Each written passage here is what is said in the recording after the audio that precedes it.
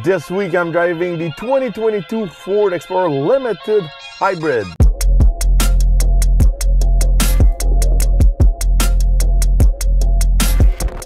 The Ford Explorer is part of the intermediate SUV class, so we can set up to 6 or 7 passenger inside of this SUV. We can tow with it. It's practical. We've got plenty of space with the trunk. But what's really important about these categories of SUVs, it's really the fuel economy. This is why Ford offer a hybrid powertrain. Here in Canada, it's a good option who costs at least $5,000 extra over the normal model, especially when we were looking at the limited model. So today I'm gonna go a little bit deeper to see if it's worth it to spend an extra $5 grand to get that hybrid powertrain. Under the hood of this Explorer Hybrid, we can find a V6 3.3 liter matched to a hybrid system. This is good for 318 horsepower and 222 foot-pounds of torque.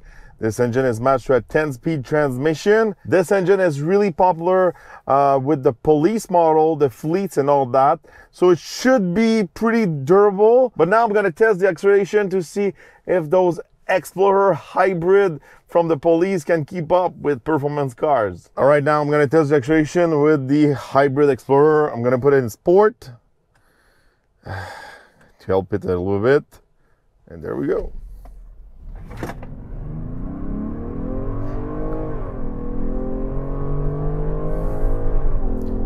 It's okay. I don't like how this engine push with that hybrid system. It's really weird. It's not smooth at all. You can do the 0 to 100 kilometers in about 7.5 seconds. 0 to 60 miles an hour in about 7.2. Not really quick off the line. You don't get any extra performance by choosing the hybrid system. That's for sure. On the road with the Explorer Hybrid, first of all, I'm not a fan of this powertrain. Wow, the experience is just terrible. It's not smooth at all. The calibration is terrible. It's not fun to drive. It's not constant.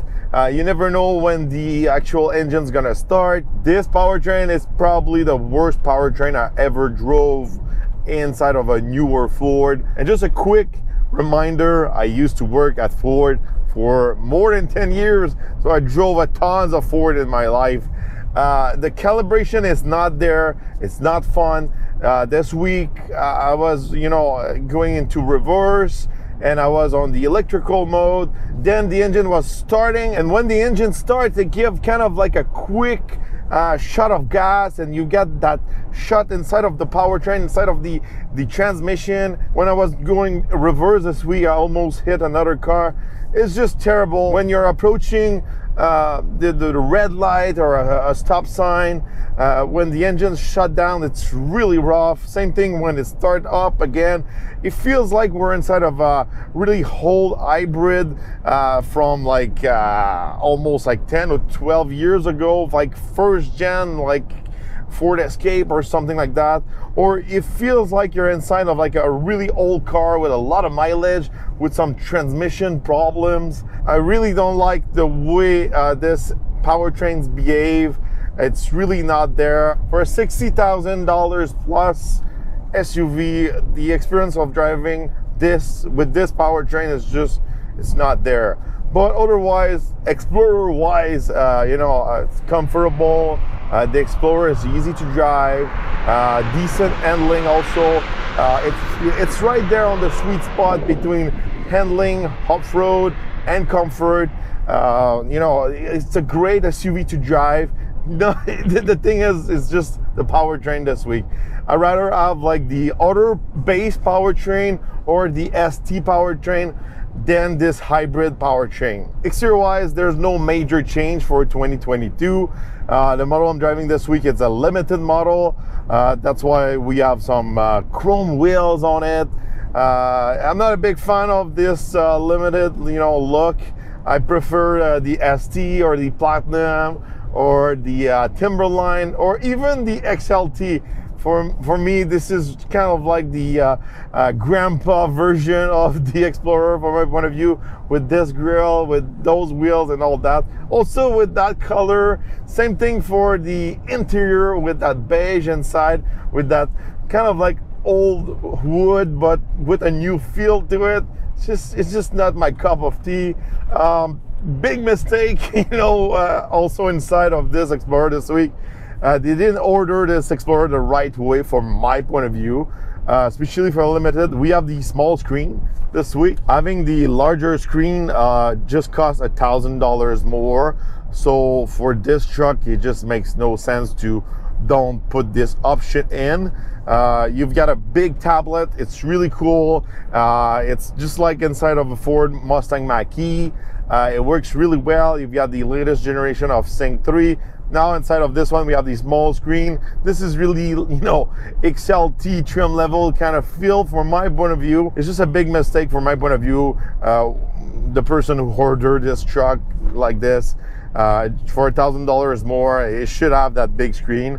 Otherwise, those seats are really comfortable. The rest, feels, it's okay. Everything's pretty much at the right place. But compared to the latest SUVs on the market, the gauge and all that, they feels kind of old. The buttons and all that feels kind of old. But still, it works pretty well. Another thing I'm not a big fan this week is the wireless charger. It's pretty small. If you have a large phone like mine, it doesn't fit. So if you have a iPhone Max or something like that, it won't fit there. The phone of my wife didn't fit there. So for 2022, these kind of things are not acceptable.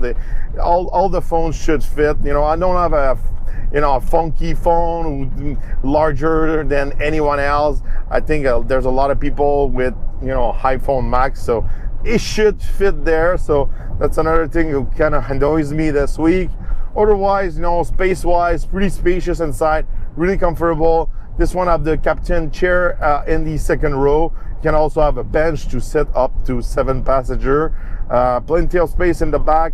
Last row, it's pretty much made for kids from my point of view, because we don't have that flat floor.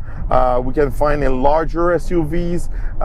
This is really made for kids, but still, if we're looking at the trunk, plenty of space, especially when you're using all the seats. It's pretty decent. So interior wise, it's pretty decent. If we're looking at the towing capacity, we can tow up to 5,000 pounds with the hybrid system. This is pretty rare for a hybrid system to be able to tow 5,000 pounds. I think this is due to the use of the 10-speed transmission and not a CVT.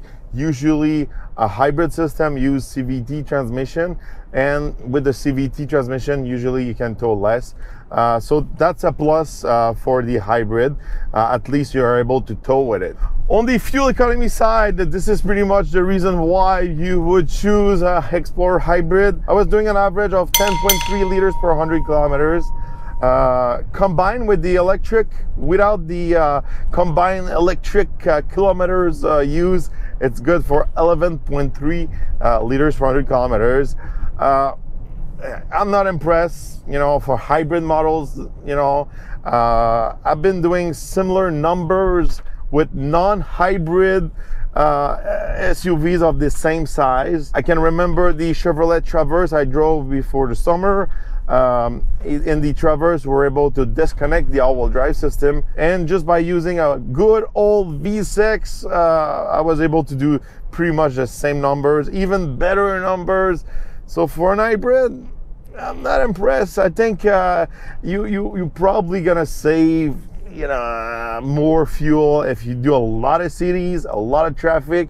But if you do a mix, of cities, highways and country roads like I'm doing right now, it's not the best. Price wise, the model I'm driving this week is good for $64,544. Just a quick reminder, it's missing the big screen, so it's at 1,000 more, so it's not a big deal. Is it worth it to spend $5,000 more to get the hybrid? I don't think so. I think with this hybrid, performance-wise, fuel economy-wise, and also just the experience of driving with this powertrain is just not there. The fuel economy is just okay. The performance are not there. and just driving this thing with all the wiggle and the calibration and all the weird stuff it does all the time. I just hate it. And you know, it's pretty rare I say literally I hate something or you should not buy this. I always try to find an angle to say like, yeah, but you know, this powertrain should be good for this type of customer or this type of person. And then this powertrain is just not good. It's not a good choice. So let me know in the comments, what do you think about this Explorer Hybrid? Do you think it's worth it for you? Do you have like anything special you want to add up? Maybe I was missing during my review. Let me know in the comments. Also, which Explorer is your favorite? Is it the XLT, the Limited, the Timberline, the ST, or the Platinum? Let me know in the comments. Don't forget to subscribe, like, and share. And we're going to see each other on the next review.